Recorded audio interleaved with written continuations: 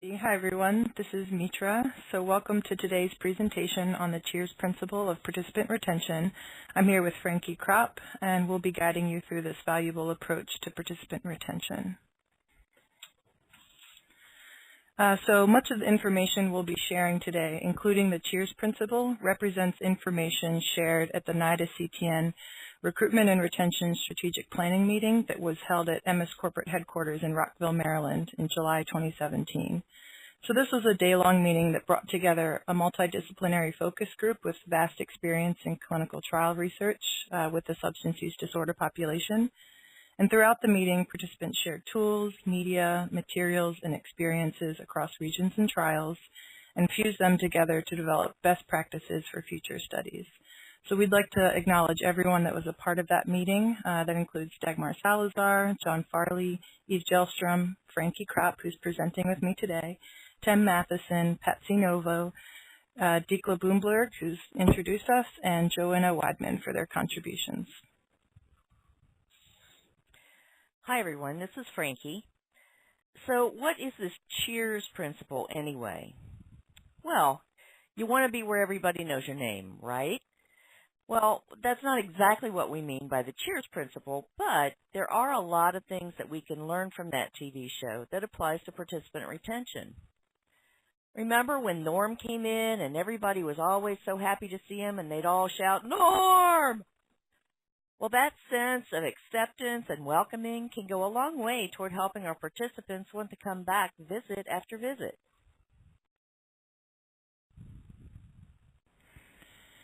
Recruitment and retention go hand in hand. So we don't just want to get participants recruited to meet our enrollment goal. We want them to stay through the very last follow-up visit. And just like you can't run a marathon without support, you can't finish a clinical trial without support either. So as research staff, you are the support system to help your study participants across the finish line. And that takes more than just a bunch of isolated techniques. The CHEERS principle is more of a philosophy that helps you manage and accommodate study participants to give them the support they need to complete a trial.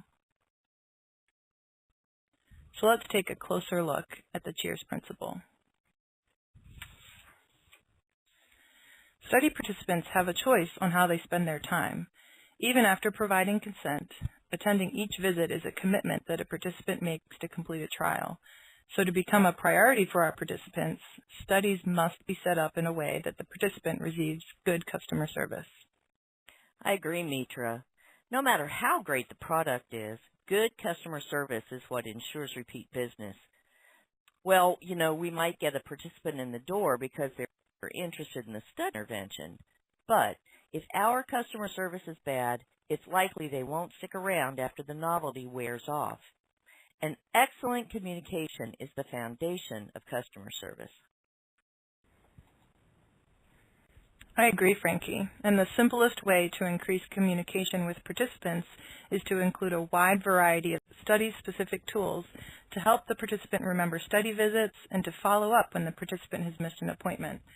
So phone calls, emails, text messages, and letters can be used to remind participants of upcoming visits or to follow up after a visit has occurred. Many studies use appointment reminder cards like the one shown on the screen to help participants remember upcoming visits. Any of these items that will be sent to the participant must be IRB approved, so it's important to build them into the initial IRB submission whenever possible. Communicating through personal interactions, though, is a lot harder. We have to make sure we're being respectful of the participant by using language that they understand. And that means we have to avoid using jargon or all those acronyms that research just loves to use. Also, we have to make sure to determine which contact method or methods the participants are comfortable receiving. If they're particularly concerned about keeping their study participation a secret from their loved ones, well, we need to be ready to accommodate that. If possible, we can set up an email or maybe a social media account that uses a specific acronym that doesn't give away the purpose of the study, or even use a code name for greater confidentiality in communicating with that participant. And then communicating with our actions is just as important as communicating with our words. We need to make sure we're being consistent and reliable just like we're asking them to do the same. We need to adhere to the scheduled appointment times as much as possible. We also need to make sure the participant is comfortable with everyone on the study team. And that means that if possible, teams should ensure that the participant interacts regularly with all study staff in order to avoid surprises when staff are out sick or on vacation or otherwise unavailable for a study visit. Study participants, especially in the substance use disorder population, may have a myriad of difficulties that prevent them from attending study visits on a regular basis. These barriers may even cause them to drop out of the study. So study staff should be alert to existing and potential barriers throughout the study and be ready to assist that participant as much as possible. I agree, Mitra. There are so many psychosocial barriers to retention that are faced by a substance-using population. There's medical and psychiatric comorbidities, legal problems, financial problems, family and other relationship problems, and study teams need to consider all these during development so that the sites can be prepared ahead of time to assist participants when these barriers present themselves. Many of these items will impact the study budget.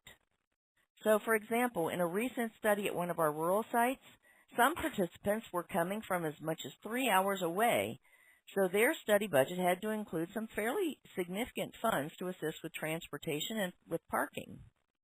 We also may need to include travel costs for research staff so that they can go out in the community and do off-site visits for those participants who are simply unable to make it into the site for their study visit.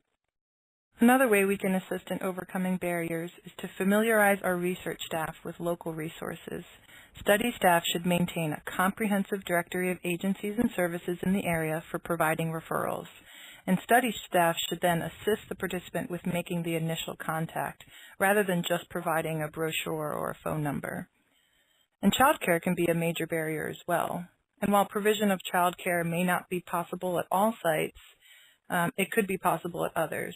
So in those sites where it's just beyond your resources, you could consider providing a space within the study visit room where children can watch videos, read books, or play with toys while the parent completes the study visit. If we could go back to the topic of off-site visits for a second, study teams may need to make considerable effort in advance to do those off-site visits with participants. Going into places like residential or inpatient facilities or hospitals or jails or prisons requires a lot of work up front. You know, many years ago, we used to regularly do study visits at the local jails here in the Cincinnati area. We'd just call up the jailer, make an appointment, and then go see our participant. But that has all changed now. In this area, anyway, the jails are so full that many of the facility directors simply don't have time to consider on-the-fly requests to arrange a study visit. Some state and local correctional facilities even have a research review committee, kind of like an IRB, and they review and formally approve any study wishing to follow up with participants who are incarcerated there. That process takes a lot of time. So up front, study teams may need to identify potential institutions and agencies where these off-site visits might be requested, and then develop an agreement, like a formal memorandum of understanding, to clarify roles and responsibilities so that things go more smoothly when the time comes. I don't know about you, Frankie, but I wouldn't want to come to an office that looked like this.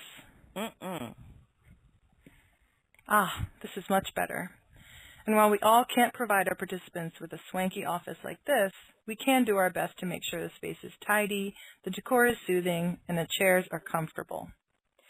You know, Mitra, there was a site in a pregnant women's study we did back in the early 2000s, and they revised their space specifically for that population. They had incorporated decorative items to reflect the local culture, and they replaced hard chairs with padded ones. They even provided decorative throw pillows and blankets for greater comfort and to give it a home-like feel. Having a comfortable environment is more than just the office decor, though. Food is the universal signal for hospitality and can really be helpful in retention efforts. Back in the CTN 0028 adolescent study, many of the study visits were after school when the participants were tired and hungry from a long day of class. And at some sites, staff asked each participant what was their favorite snack so that it would be available for them to have and enjoy during their visit. In general, at a minimum, sites should have at least water available and offer it during a visit. Making sure a participant can easily get to the location is really important too. So make sure to include directional signs as needed, or if you're a part of a large hospital or clinical space, meet your participants in the lobby and escort them to where the study assessments will be taking place.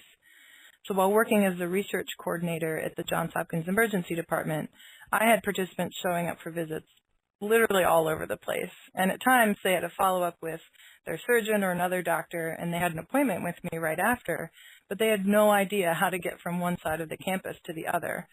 So they'd call me on my study cell phone, and I would just ask, look around. What signs are nearby? What color chairs are there? Okay, I'll stay right there. I'll be there in 5 minutes.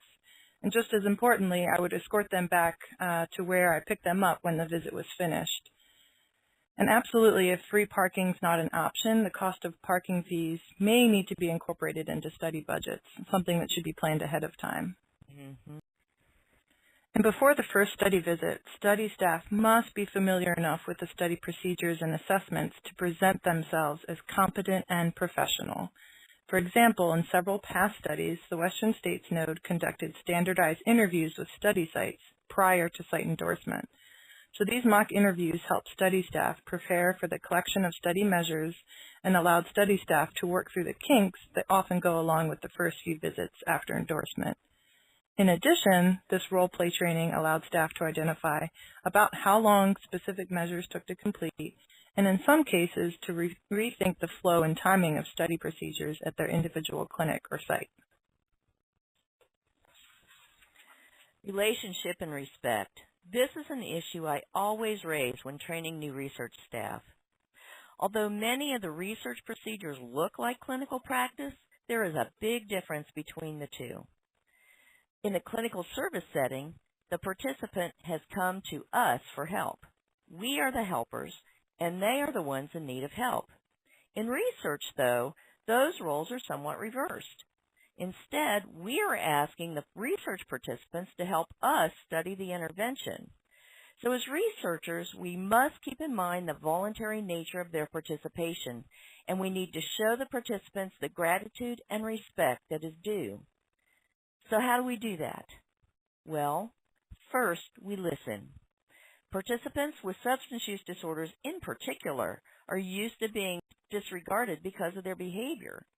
And we need to be mindful that we may be the only people in their life who are interested in anything they have to say. I agree, Frankie. And developing a genuine relationship while keeping professional boundaries will increase the chances that the participant will want to keep coming back to attend their study visits. Little touches like sending cards for special occasions or finding ways to celebrate study milestones with them will help give them the message that this is a caring and professional relationship. And one other thing that I think often gets missed, it's important to consider the participants' altruistic motives for participating. I've seen a number of participants in studies where the participant did not feel any personal benefit from the study. Maybe it didn't work for them at all. But they continued participating because they felt like they were helping others with the same problem. And so acknowledging that the participant has a role to play in the success of finding a new solution, that can provide strong motivation to complete the study. But no matter how hard we try, unfortunately they don't all stay. So participants can disappear for any number of reasons.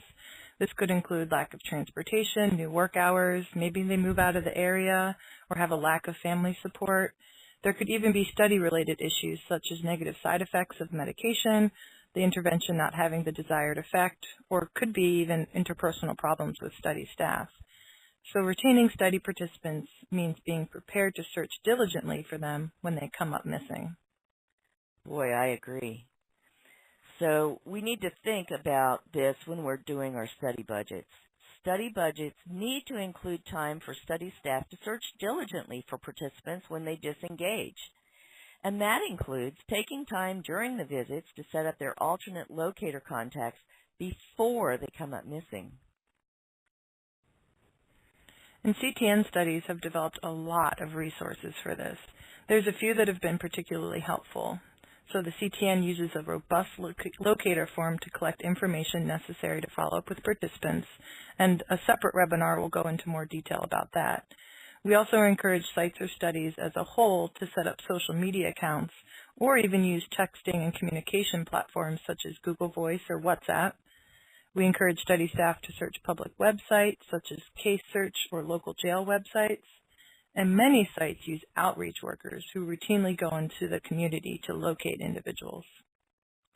Back a few years ago, one of our sites had someone who was particularly good at visiting in the community.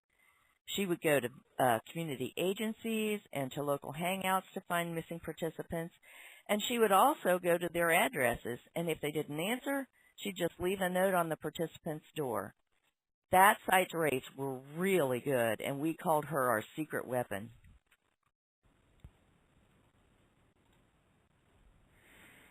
And regardless of our specific role in the study, we should all be recognizing the barriers and difficulties in trial participation, especially with some of our study samples, and do our best to support them through this marathon.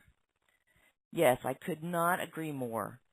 Having the CHEERS mindset or philosophy of support, plus some of the principles we discussed today, those can be used as tools to demonstrate that support, help increase retention, and make participants realize that we care.